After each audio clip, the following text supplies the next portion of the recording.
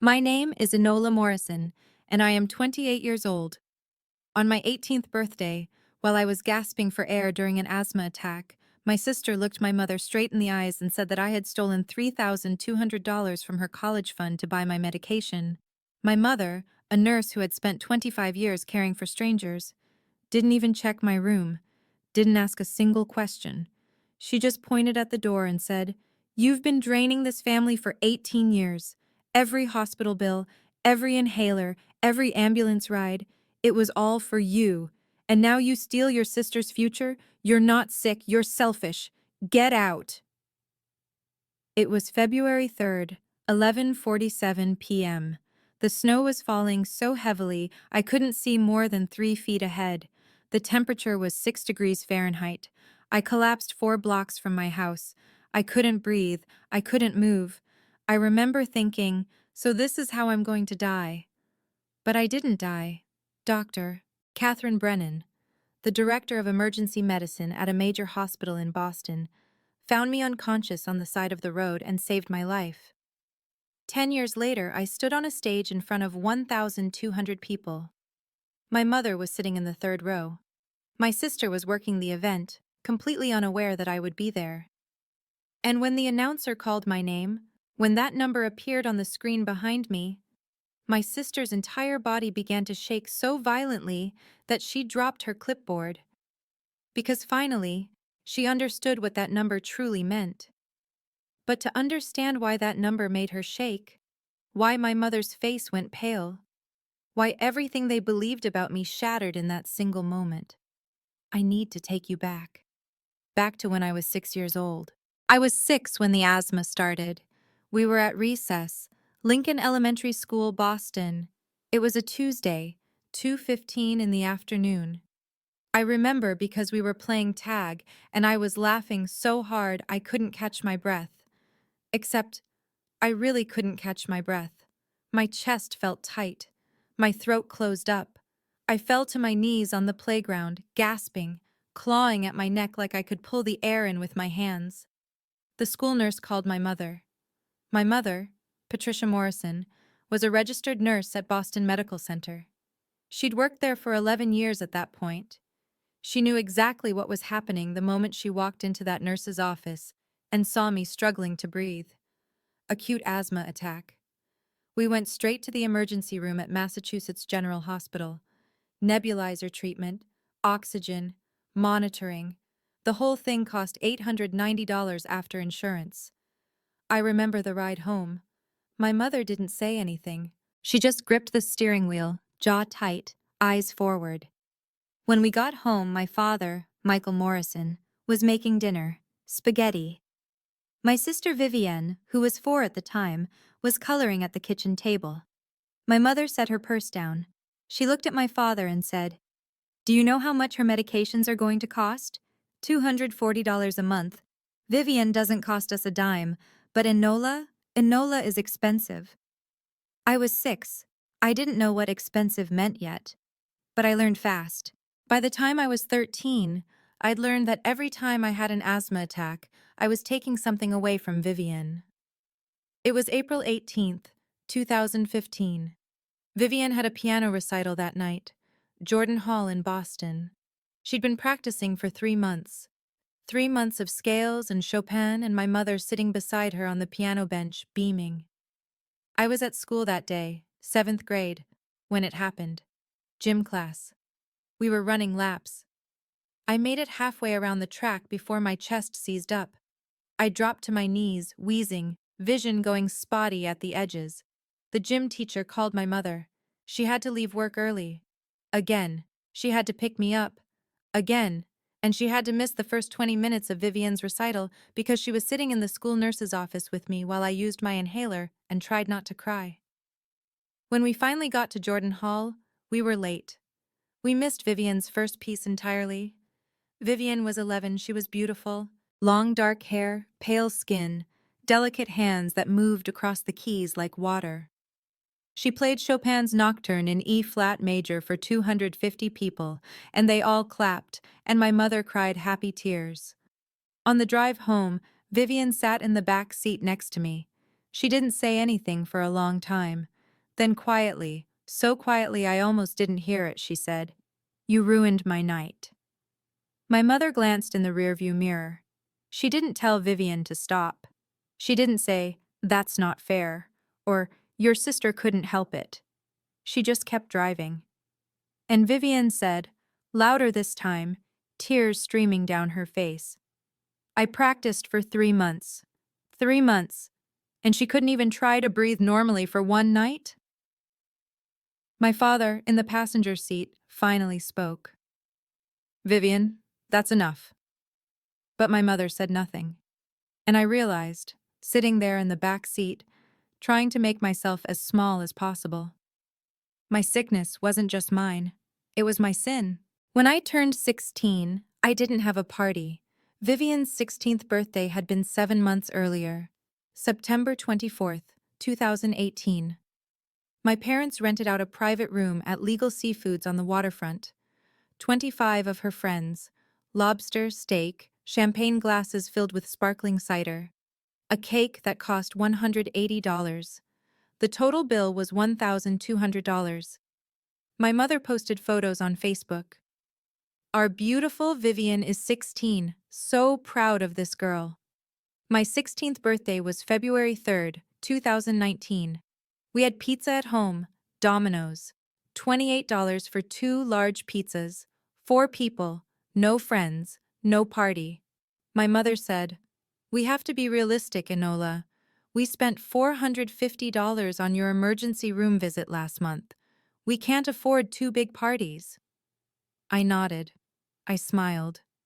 I said, "I understand." But that night, after everyone went to bed, I heard my parents arguing in their bedroom. Their voices carried through the walls. My father, "Patricia, she just turned 16. Can't we at least take her out to dinner?" My mother, "We spent $450 on her ER visit last month. $450, Michael. Vivian hasn't seen a doctor in 3 years. 3 years. Don't talk to me about fair." My father went quiet, and I lay in my bed, staring at the ceiling, doing the math. Vivian's party, $1,200. My pizza, $28. The difference? $1,172. I started keeping score that night. When I was 17, my parents sat me down to talk about college. It was November, late evening. We were in the living room. My father had a folder in his hands. Financial documents, bank statements, college savings accounts. He opened the folder. "Vivian," he said, "has $18,000 saved for college. We've been contributing since she was born." He paused. "Enola," he said, slower now, "you have $6,500. I blinked. "Why?" My mother answered. "Medical expenses we didn't anticipate. Your asthma has cost us significantly more than we budgeted for." The difference was $11,500. $11,500 that went to keeping me alive. My mother continued. "Vivian has straight A's and perfect health. Colleges will want her. She'll likely get scholarships. You, Enola, you'll need to work harder. You might need to work for a year before college, or apply for more financial aid. That's just reality." I worked harder. I graduated with straight A's too. 3.98 GPA, National Honor Society. Volunteer work at the hospital. Everything. But it never mattered, because I was expensive. In January of my senior year, I applied for a scholarship. The Future Medical Professionals Fund was a local Boston area scholarship for students planning to pursue healthcare careers. The prize was $3,200. I wrote my essay on January 15th, 2015. The topic was, "Describe a personal health challenge and how it inspired your career goals." I wrote about my asthma, about growing up watching nurses and doctors save my life over and over, about wanting to be the person who made sick kids feel like they weren't a burden. I submitted it at 11:43 p.m. that night. Results were announced on February 12th, my 18th birthday. The email came at 9:22 a.m. Dear Ms. Morrison, congratulations. You have been selected as the recipient of the Future Medical Professional Scholarship, $3,200. Your essay moved our committee deeply. We wish you the best in your medical career, I screamed. I ran downstairs, phone in hand, and found my mother in the kitchen making coffee. Mom! Mom, I got it. I got the scholarship. She looked up. Which scholarship? The medical one. $3,200. I can use it for Boston University. For a moment, just a moment, her face softened. She smiled. A real smile. That's wonderful, Enola. I'm proud of you. It was the first time she'd said that in years. I felt like I was floating. But then Vivian came downstairs. She was 15, still in her pajamas, hair messy from sleep. She looked at me, at my mother, at the phone in my hand. What's going on? My mother turned to her. Enola got a scholarship, $3,200. Vivian's smile faltered, just for a second, just long enough for me to notice. Oh, she said. That's great. But her voice was flat, and I saw something in her eyes that I'd never seen before. Not happiness, not pride, something cold. The night before my birthday, February 11th, we had dinner together. My mother had made steak, baked potatoes, green beans, a nice meal, which was rare. Early birthday dinner, she said, since tomorrow's a school day. We sat down at 7:15 p.m. Vivian sat across from me. She kept looking at me, then looking away, smiling these quick, tight smiles. So, my father said, cutting into his steak. Enola, have you heard back from BU yet? Not yet, I said. Should be soon, though. If I get in, the scholarship will cover almost a full semester. My mother nodded. That's the best we can hope for, given everything, given my medical costs. She didn't say it, but we all knew. Vivian pushed her green beans around her plate. What about you, Viv? My father asked. How's the college fund looking? Good, Vivian said quickly. Really good. I should have enough for a state school at least. My mother smiled at her. You'll probably get into BC, maybe even a scholarship, even a... Vivian smiled back. But when my mother looked away, Vivian's eyes slid to me, and she smiled. A different smile, sharp, and I thought, that's strange, but I ignored it. That was my first mistake. After dinner, I went upstairs to my room. I was exhausted. I had a calc test the next day, plus it was my birthday, and I just wanted to sleep. Around 9 p.m., there was a knock on my door. Yeah? Vivian opened the door. She was holding something.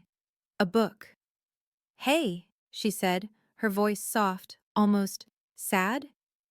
Can I come in? Sure. She sat on the edge of my bed. She handed me the book. It was one I'd lent her weeks ago, The Fault in Our Stars. I finished it, she said. Did you like it? Yeah, it made me cry. We sat there in silence for a moment. Then Vivian said, so quietly I almost didn't hear, I'm sorry I've been distant lately. I looked at her, surprised. It's okay. No, it's not. Her voice cracked. You're my sister. I love you. She hugged me, and I hugged her back. And I felt warm, safe, like maybe things were getting better. I love you too, Viv. She pulled away, wiping her eyes. Happy birthday, Enola. Thanks. She left. And I lay down in bed, smiling. I should have asked why she was apologizing, but I didn't. That was my second mistake. But I didn't know that night. February 11th, 2015, 9:15 p.m., lying in my bed feeling loved for the first time in years. It would get so much worse. I didn't know Vivian had been planning something, and I didn't know my mother would believe her without a single question. I woke up on February 12th, 2015 at 7 a.m. My alarm went off. I reached over, turned it off, and lay there for a moment. 18.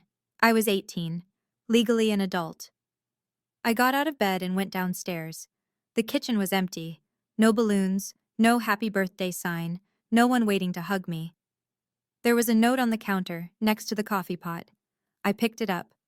Enola, working early shift, birthday dinner at 8 p.m. tonight. Don't be late. Mom. That was it. No happy birthday, no love, Mom. Just, don't be late. I made myself toast and went to school. School was fine. A few friends wished me happy birthday. I took my calc test. I passed. By 4:30 p.m., I was home. I went upstairs to change. As I walked past Vivian's room, her door was open. She was sitting on her bed and her eyes were red, like she'd been crying. Viv? I stopped in the doorway. Are you okay? She looked up, startled. Oh, yeah, I'm fine. You don't look fine. She wiped her eyes.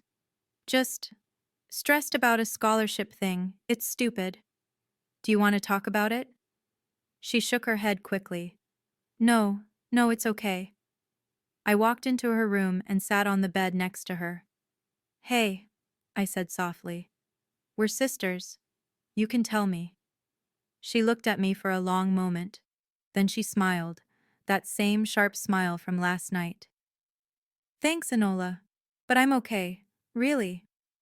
She hugged me, and when she pulled away, she said, I love you so much. I love you too. I left her room and went to mine. I should have asked why she was apologizing again, but I didn't. That was my third mistake. At 6:45 p.m., I was in my room doing homework when I heard it. A scream. Mom! My money is gone! I jumped. My pencil clattered to the floor. I ran into the hallway. My mother was running up the stairs. My father right behind her. We all rushed into Vivienne's room. She was standing in the middle of the floor, holding a small metal lockbox. Her hands were shaking. The box was open. Inside, 3 $20 bills. $60. That was it. My mother grabbed the box. What do you mean, gone? Vivian's voice was high, panicked, tears streaming down her face. My money! I had $3,200 in here. I checked 3 days ago. It was all there. My mother's face went white. $3,200?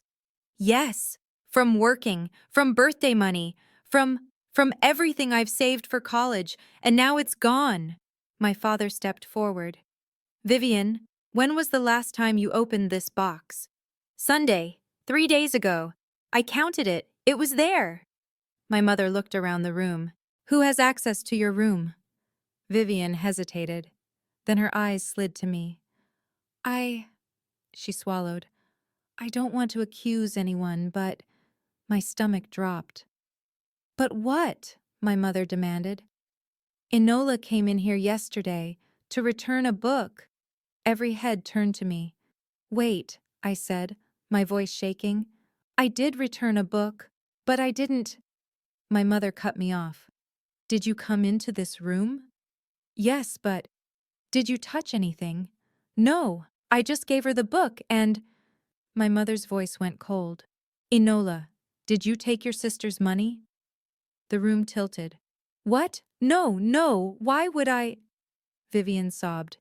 You got your scholarship yesterday, $3,200, and today my $3,200 is missing. That's not a coincidence.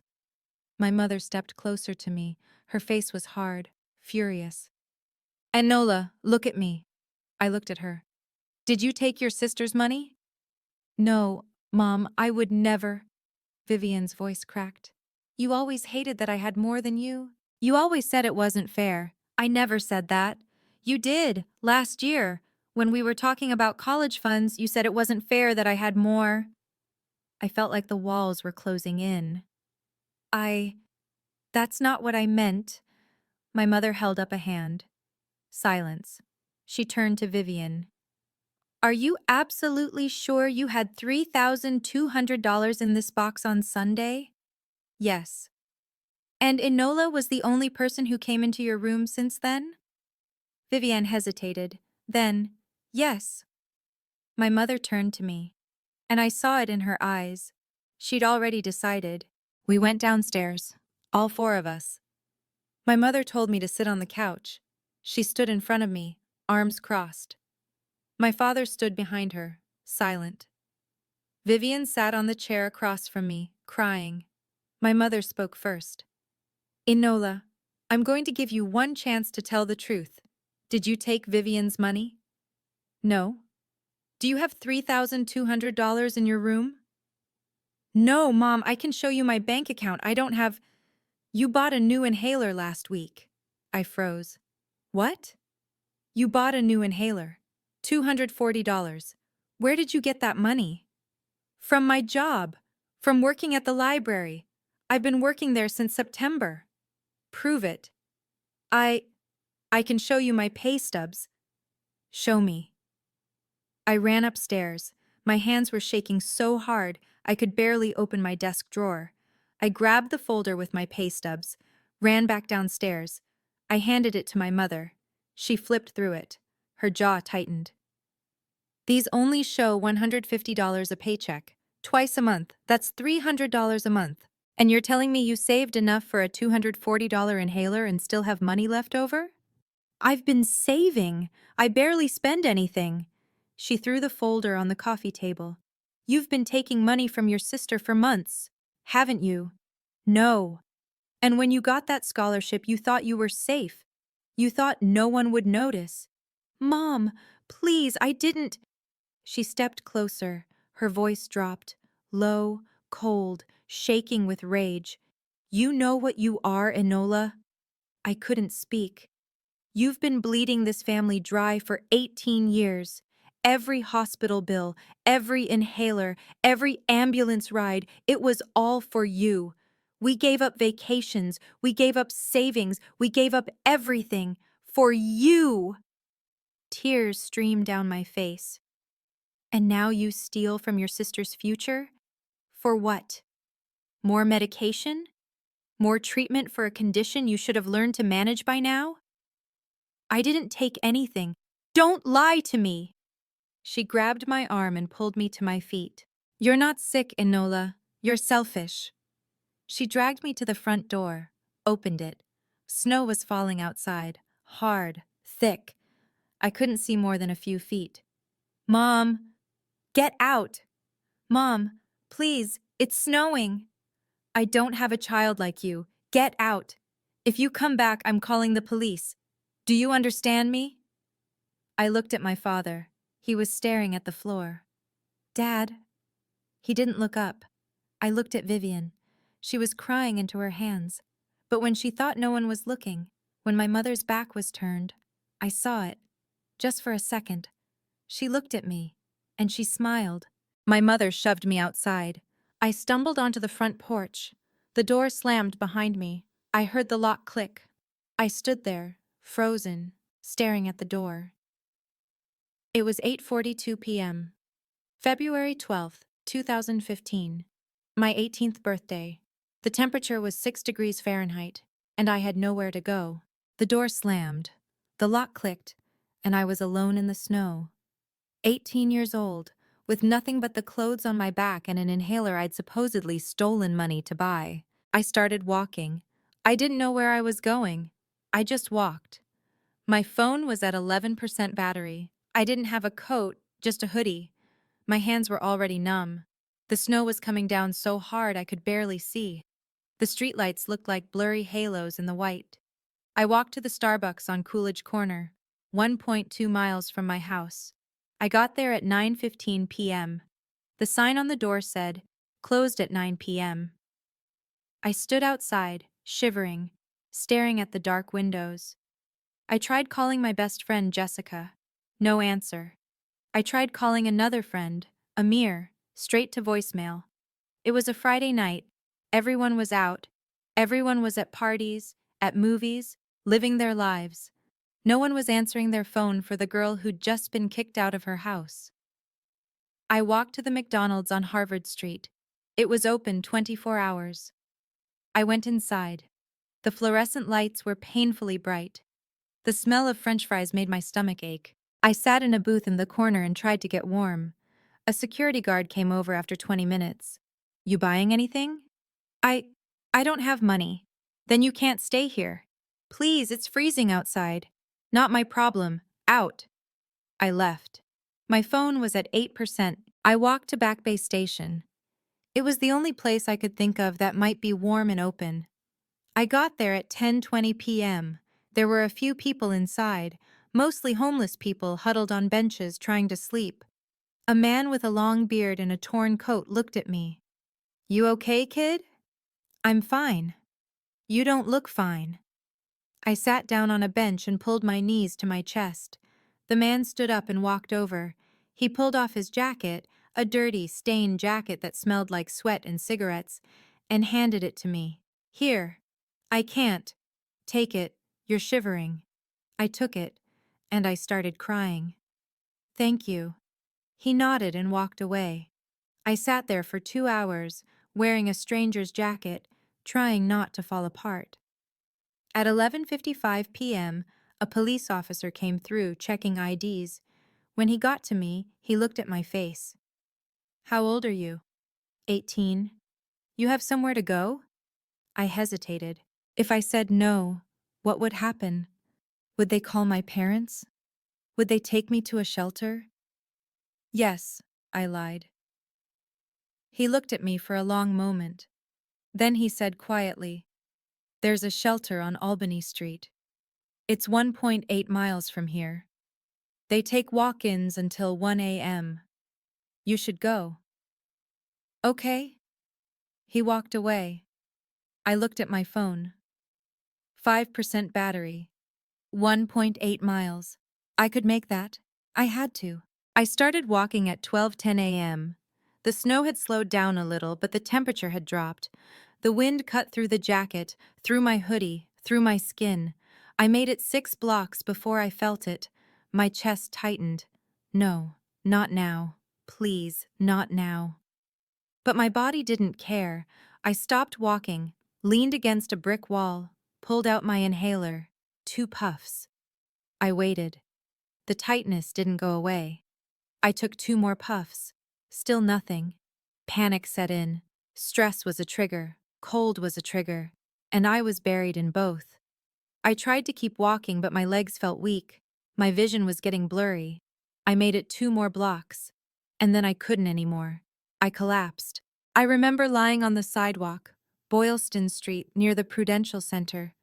There was no one around. It was too late, too cold, too dangerous. Just me and the snow. I couldn't feel my hands anymore, couldn't feel my feet. My chest was on fire, but the rest of me was ice. I thought about my mother's face, the way she looked at me, like I was nothing. I thought about Vivian's smile, that cold, sharp smile, and I thought, maybe they're right. Maybe I am too expensive. Maybe the world would be better if I just stopped. Stopped breathing, stopped costing people money, stopped being a burden. I wasn't angry anymore. I was just tired. So tired. I closed my eyes, and I thought, so this is how I'm going to die. I don't know how long I was lying there. It could have been 5 minutes. It could have been an hour. But at some point, I heard a voice. Oh my God! Footsteps. Running. Hands on my shoulders, shaking me. Hey! Hey! Can you hear me? I tried to open my eyes. Couldn't. Stay with me. What's your name? I tried to speak. My lips wouldn't move. Okay. Okay. I'm calling 911. I heard her voice, urgent, speaking into a phone. Yes, I found someone on Boylston Street near Prudential. Young woman, maybe 18, unresponsive. She's freezing. I think she's hypothermic. Please hurry. She took off her coat and put it over me. Then she said something I'll never forget. You're going to be okay. Do you hear me? You're going to be okay. I'm a doctor. I've got you. And for the first time in my life, I believed someone. I thought that was the end. I didn't know it was the beginning of something I never imagined. Because Dr. Catherine Brennan didn't just save my life that night. She asked me one question in the ER while I was hooked up to oxygen. That changed everything. I woke up in a hospital room, bright lights, beeping machines, the smell of antiseptic. A nurse was checking my IV. "Oh, good, you're awake." My throat was dry. Where, where am I? Massachusetts General Hospital. You were brought in around 2:30 this morning. Hypothermia and acute asthma exacerbation. You're lucky. If Dr. Brennan hadn't found you when she did. She didn't finish the sentence. She didn't need to. What time is it? 6:15 a.m. Can I, can I leave? The nurse looked at me, puzzled. We need to keep you for observation. At least until this afternoon. I don't have insurance. That's already been taken care of. What? The door opened. A woman walked in, late 50s, maybe early 60s, short gray hair, sharp eyes, white coat. You're awake. Good. The nurse nodded to her and left. The woman pulled a chair up next to my bed and sat down. I'm Dr. Catherine Brennan. I'm the director of emergency medicine here. I found you last night. Last. Thank you, I whispered. What's your name? Enola. Enola Morrison. Enola. She said it slowly, like she was tasting it. That's a strong name. I didn't know what to say. She leaned forward. Enola, the nurse said you don't have insurance. Is that true? My parents have insurance, but I can't. I trailed off. Dr. Brennan waited. I can't go home, I finally said. Why not? And I told her. Everything. The asthma, the costs, the resentment, Vivian, the money, the accusation, the door slamming shut. I told her about lying on the sidewalk, thinking I was going to die. When I finished, Dr. Brennan was quiet for a long time. Then she said, How old are you? I turned 18 yesterday. So you're an adult? Legally, yes. She nodded. Then you don't need your parents' permission for treatment, and you don't need to go back to them. I stared at her. What?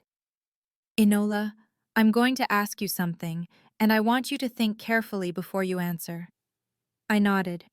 If you could have any life at all, with no limits, no obstacles, no one telling you what you're worth, what would you choose? No one had ever asked me that before. I thought about it, really thought about it. And then I said, I'd be a doctor. I'd save kids who can't breathe, so they don't feel like they're expensive, like they're a burden. Dr. Brennan's eyes filled with tears. She reached out and took my hand. Then that's what we'll do. I didn't understand. What do you mean?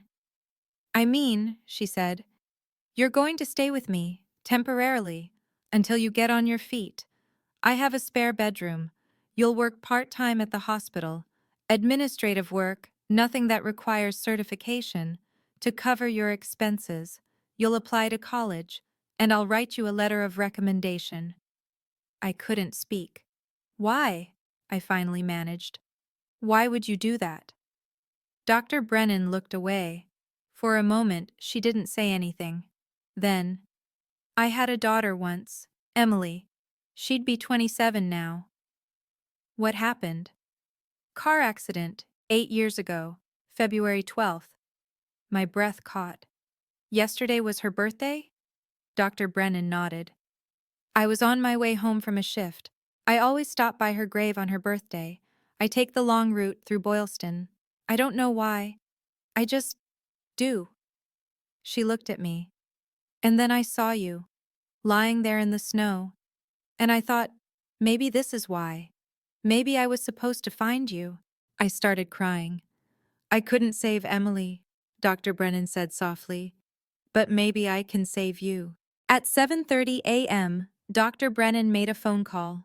She called her lawyer, asked about the legal rights of an 18-year-old with no home, asked about temporary guardianship, emancipation, housing. She took notes. She nodded. She said thank you and hung up. Then she turned to me. Here's the plan. You'll stay with me for now. My apartment is on Beacon Hill. 2 bedrooms. I live alone. You'll have privacy. You'll work part-time at the hospital. I can get you a position in medical records, $12.50 an hour, 25 hours a week. That'll give you enough to start saving, and we'll get you enrolled at Boston University. You got a scholarship, right? Yes, $3,200. Good. With financial aid, you should be able to cover the rest. I'll help with application fees, books, whatever you need. I couldn't believe what I was hearing. Dr. Brennan, I don't know what to say. Don't say anything yet, just rest. We'll go to my place this afternoon. At 8:15 a.m., Dr. Brennan left to finish her shift. A nurse brought me breakfast. Eggs, toast, orange juice. I ate slowly, and I thought, this is real. This is actually happening. Someone believed me. Someone chose me. For the first time in 18 years, someone looked at me and said, "You're worth saving." At 2 p.m., Dr. Brennan came back. She had a bag with her, clothes, a winter coat, boots. "These were Emily's," she said quietly. "They've been in storage. I think they'll fit you." I put them on. They fit perfectly. We left the hospital together. Dr. Brennan drove me to her apartment. 234 Beacon Street, apartment 5C. It was small, clean, warm. There were bookshelves everywhere. Medical textbooks, novels, photos. She showed me to the spare bedroom. It was small. A twin bed, a desk, a window overlooking the street. On the desk, there was a framed photo. A young woman, dark hair, bright smile. "That's Emily," Dr. Brennan said. "She's beautiful." She was. Dr. Brennan touched the frame gently. "She wanted to be a doctor, too." She turned to me. "Emily would have liked you." I started crying again. Dr. Brennan hugged me, and she said so quietly I almost didn't hear, "You're not expensive, Enola. You're priceless, and anyone who can't see that doesn't deserve you." That night, I lay in bed in that small room, wearing borrowed clothes, staring at the ceiling, and I made a promise. One day, I'd pay this forward. One day, I'd be the hand that reached out. But first, I had to survive. That day, I made a promise. One day, I'd pay this forward. One day, I'd be someone who saves people who can't breathe. But first, I had to build a life from nothing. The first month was the hardest. March 2015. I was living with Dr. Brennan, working 25 hours a week at Mass General in the Medical Records Department. $12.50 an hour. 25 hours. That's $312.50 a week, before taxes. I saved every penny. I didn't go out, didn't buy coffee, didn't buy clothes. Dr. Brennan let me live with her rent-free, so every dollar I earned went into a savings account. By the end of March, I had $1,100 saved. On March 20th, I got an email. "Congratulations! You have been accepted to Boston University," I screamed. Dr. Brennan came running into my room. What's wrong?" I got in. I got into BU." She hugged me so hard I couldn't breathe. "I knew you would." I started Boston University in September 2015. Pre-med track, biology major. I commuted from Dr. Brennan's apartment. Took the T every morning at 6:45 a.m. Classes from 8 a.m. to 3 p.m. Work from 4 p.m. to 9 p.m. I was exhausted all the time. But I didn't care. Because for the first time in my life, I was building something that was mine. My first semester GPA, 3.9. Dr. Brennan cried when she saw my transcript. I didn't contact my family. I changed my phone number in April 2015, deleted my Facebook, cut off everything. Dr. Brennan asked me once if I wanted to reach out. I said no. Some doors, once closed, should stay closed. But at night, I dreamed about them. I dreamed about my mother's face, the way she looked at me, like I was nothing. I dreamed about Vivian's smile, that cold, sharp smile, and I always woke up gasping. Not from asthma, from rage. In my second year at BU, I started volunteering at Boston Children's Hospital. 200 hours that year. I worked in the pediatric emergency department. I saw kids come in who couldn't breathe. Kids with asthma, with pneumonia, with cystic fibrosis. I saw parents who were terrified, exhausted, broke. One night in November 2016, a mother brought in her 8-year-old son. He was wheezing so badly he could barely speak. The doctor asked, "Does he have an inhaler?" The mother shook her head. "We can't afford it. His prescription ran out 3 months ago. I've been trying to ration the old one, but—" She started crying. I stood there watching, and I thought, this is me. This could have been me, and I made a decision. That night, I went home and I told Dr. Brennan, I want to start a program, a nonprofit, to provide free asthma medication and education to kids who can't afford it. Dr. Brennan looked at me. That's a big goal. I know. It'll take years. I know, she smiled. Then let's get started. In 2017, during my junior year, I saw something that changed everything. I was scrolling through Instagram late one night. November 15th, 2:34 a.m. I couldn't sleep. A suggested account popped up. At Vivian Morrison, my sister. I hesitated. Then I clicked. Her profile was public. 12,000 followers. Photos of her at Boston College. Photos of her at parties. Photos of her in designer clothes. I scrolled down, and then I stopped. A photo from February 12th, 2015. My 18th birthday. The day I was kicked out. The photo showed Vivian standing in front of a Chanel store on Newberry Street. She was holding a shopping bag. The caption, "Finally saved enough for my dream bag. Chanel Classic Flap in Black. $3,400. Mom said I deserve it after working so hard." I stared at that number. $3,400. She bought a bag. With my future. I took a screenshot. I sat there for an hour, staring at it. $3,400. February 12th, 2015. The same day I was kicked out. The same amount she claimed I stole. She lied. She planned it. She took the money herself, accused me, and bought a fucking designer bag while I was freezing to death in the snow. I wanted to scream. I wanted to send the screenshot to my mother, to my father, to everyone. But I didn't. Because Dr. Brennan had told me something once. She said, "Revenge keeps you stuck. Let her go. Build something so big she'll be irrelevant." So I saved the screenshot.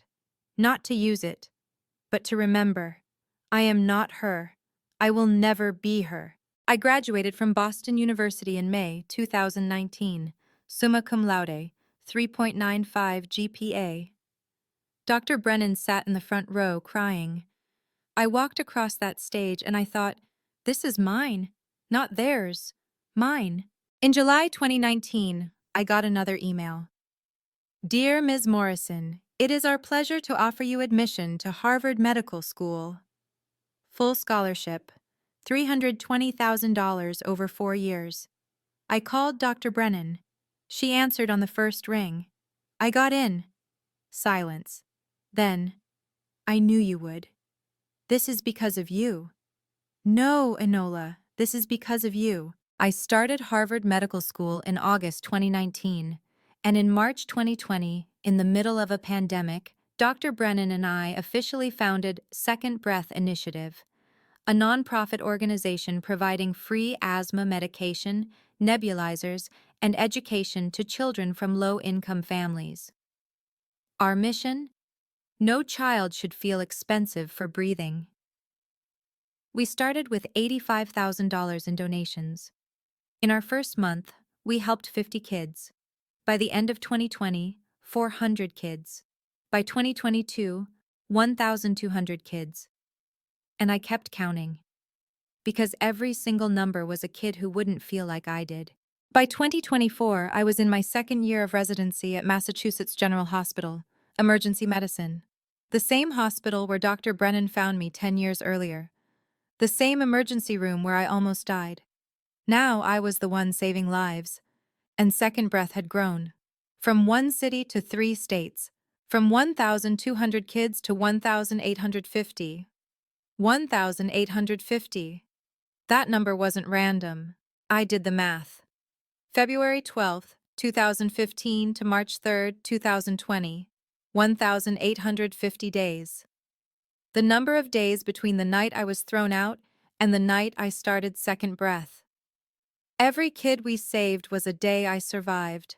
In December 2024, I got an email. Subject: Massachusetts Medical Excellence Awards. Nomination. Dear Dr. Morrison, you have been nominated for the Physician of the Year Under 30 Award by the Massachusetts Medical Society. The ceremony was scheduled for February 12th, 2025. 10 years to the day. I stared at the email for a long time. Then I scrolled down to the attached guest list. VIP section, row 3. Patricia Morrison, MSN, RN, Healthcare Network Representative. Michael Morrison, guest.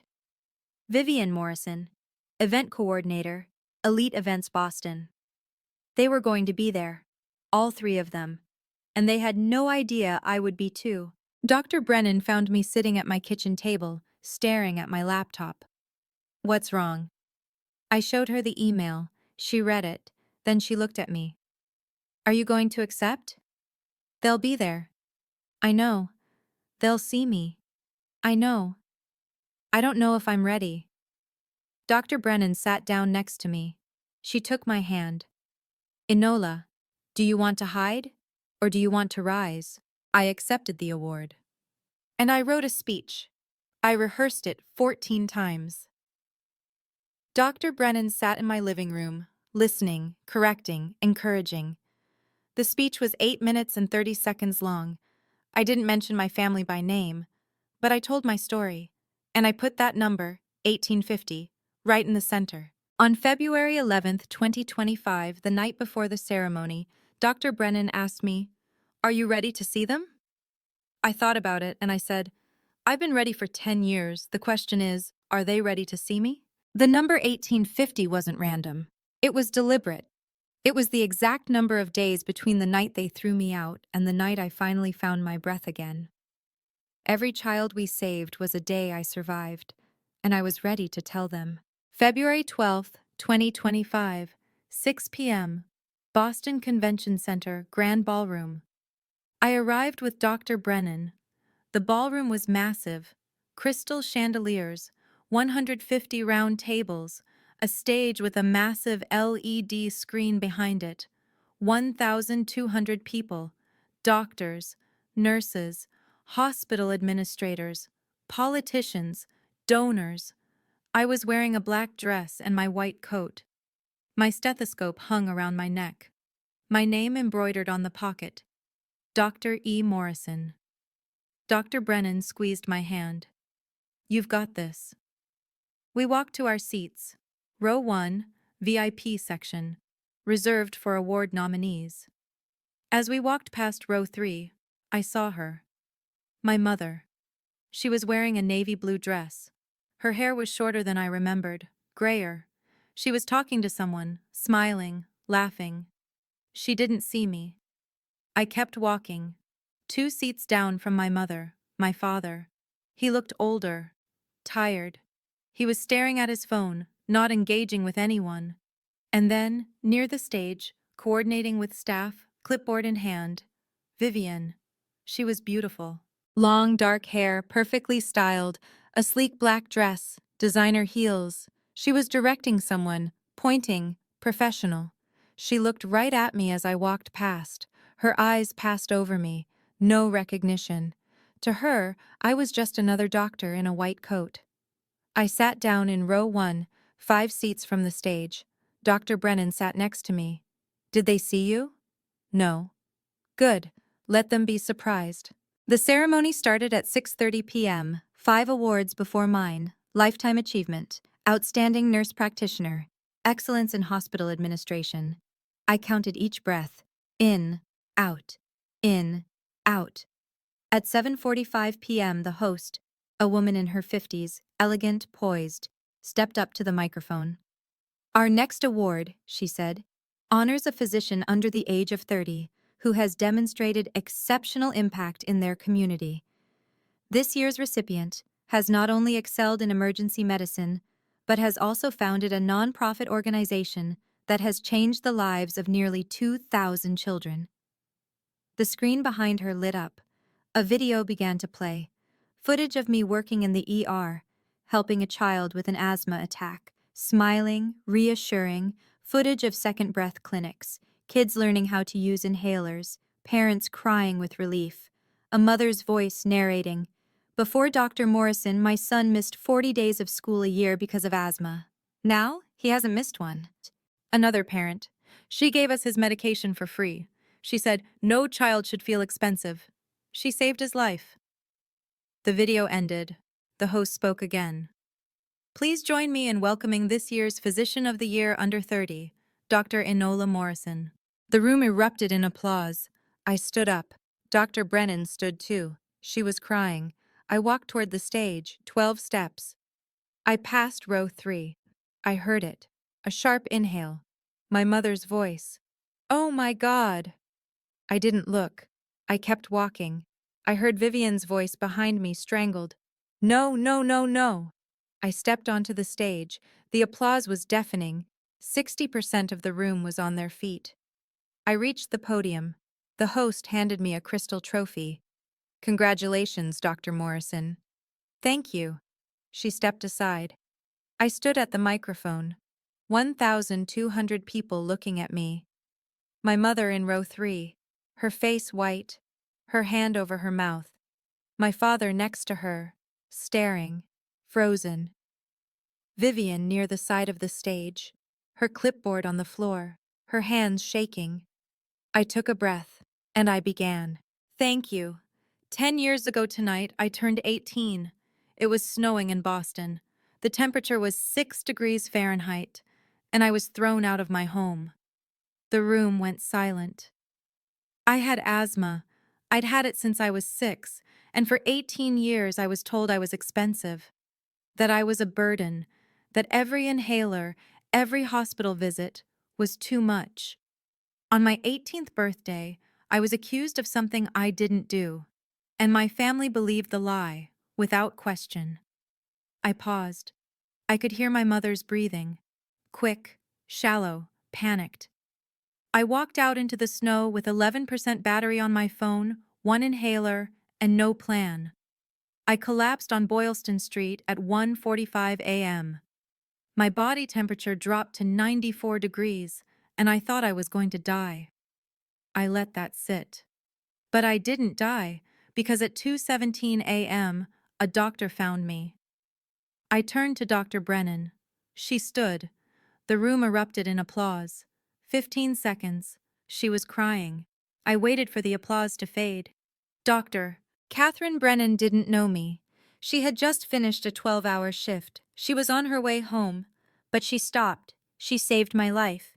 And then she asked me a question. "If you could have any life, what would you choose?" I said, "I'd save people who can't breathe, like me." My voice cracked. Dr. Brennan gave me a home. She gave me a chance. She gave me permission to dream. And she taught me that family isn't who you're born to. It's who saves you when you can't save yourself. I took another breath. In 2020, I co-founded Second Breath Initiative. Our mission is simple. No child should feel expensive for breathing. The screen behind me changed. The number 1,850 appeared. Huge. Bold. "As of today," I said, "we've served 1,850 children." The screen shifted to a collage of photos. 1,850 faces, kids smiling, holding inhalers, with their families. The room was silent. "That number isn't random. 1,850 is the exact number of days between the night I was thrown out and the night I found my breath again. Every child we helped is a day I survived, and every single one of them was told they matter." I saw Vivian in my peripheral vision. She had stood up. Her hands were over her mouth. Her whole body was shaking. I kept going. "To anyone who has ever been called too much, too expensive, too broken. You are not the problem. You were never the problem. I paused. And to the families who couldn't see our worth, I let the silence stretch. We didn't need you to believe in us. We just needed one person who did. And that was enough. The room exploded. Standing ovation. 95% of the audience on their feet. I stepped back from the microphone. 45 seconds of applause. I looked at Dr. Brennan. She was sobbing, smiling, clapping. I stepped off the stage. I walked down the aisle. Slowly. Deliberately. As I passed row 3, I stopped. I turned. And I looked at them. My mother was crying. Her hands were shaking. Her mouth was open, but no sound came out. My father was staring at me. His face was gray, ashamed. And Vivian was standing there, frozen, her face white, her eyes red. She whispered, "Enola, I... I'm so..." I didn't stop. I didn't respond. I just looked at her. For 2 seconds. Then I smiled. Not a cruel smile. Not a triumphant smile. Just a smile. And I walked away. I didn't owe them words. I didn't owe them forgiveness. I owed them nothing. And that was the most powerful thing I could give. I didn't look at her. I didn't need to. The truth was louder than anything I could say, and as I walked out of that ballroom, I heard my mother call my name. I didn't turn around.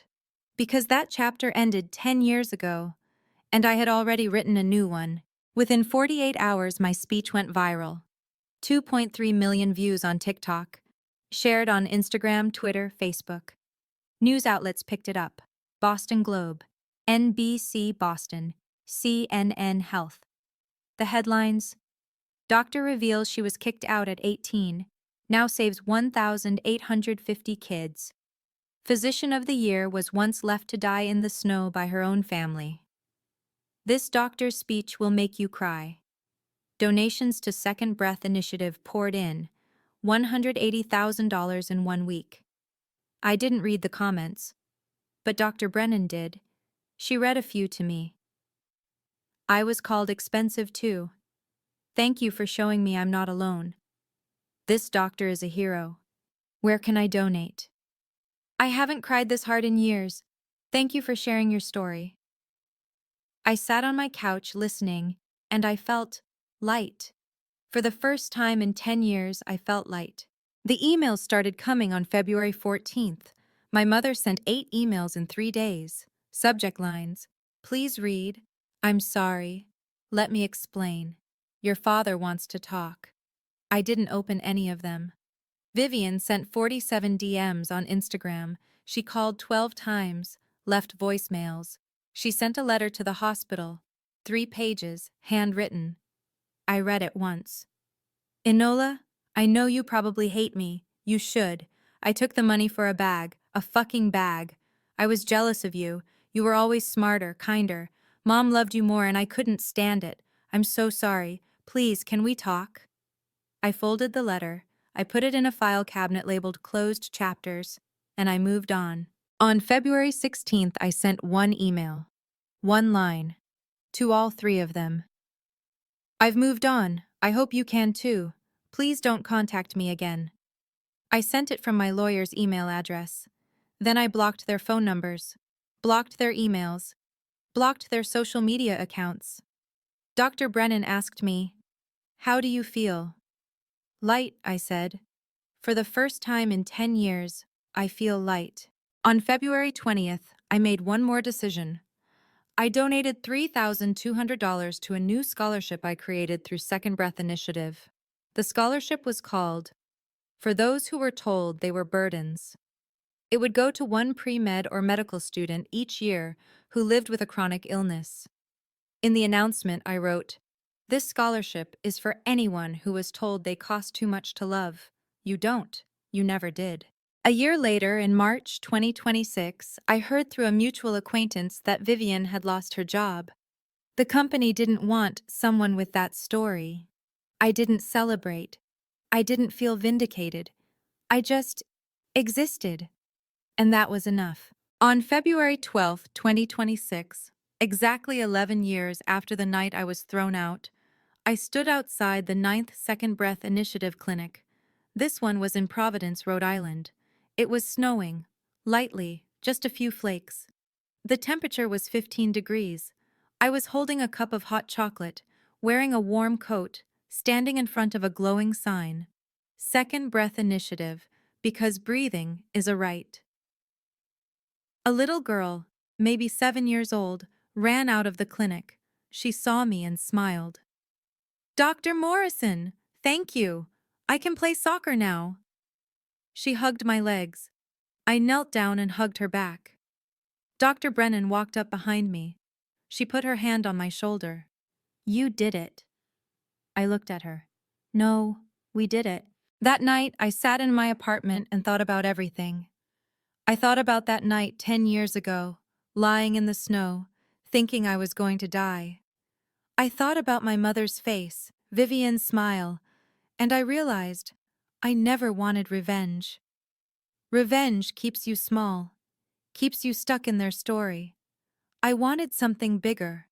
I wanted proof that love isn't in blood, it's in who saves you when you can't breathe.